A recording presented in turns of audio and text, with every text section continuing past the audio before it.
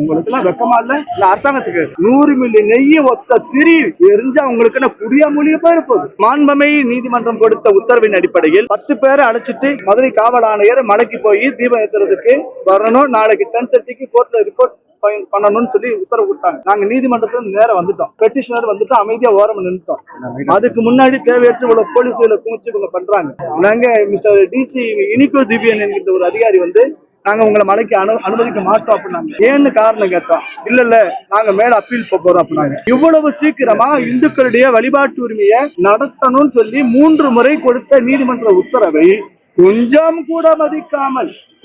கூட மதிக்காமல் appeal appeal அப்பீல்னு போறீங்களே, உங்களுக்கு எல்லாம் வெக்கமா இல்ல அரசாங்கத்துக்கு?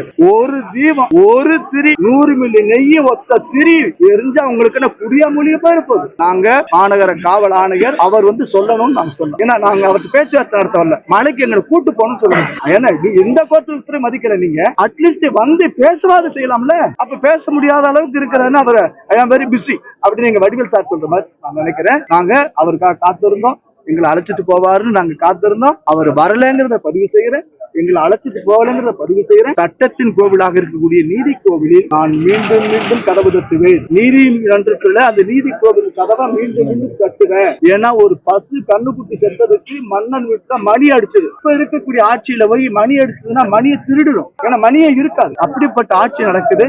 நீதி கோயில நிச்சயமா நாடுறோம். உரிய உத்தரவு மீண்டும் மீண்டும் வரும். சுப்ரீம் கோர்ட் அது உத்தரவு கொடுத்தாலும் ஐயோ அந்த நாங்க உபயோக பண்ண மாட்டோம், அடுத்து திகேக்கு நீதிமன்றம் போனாலும் போவாங்க அவங்க.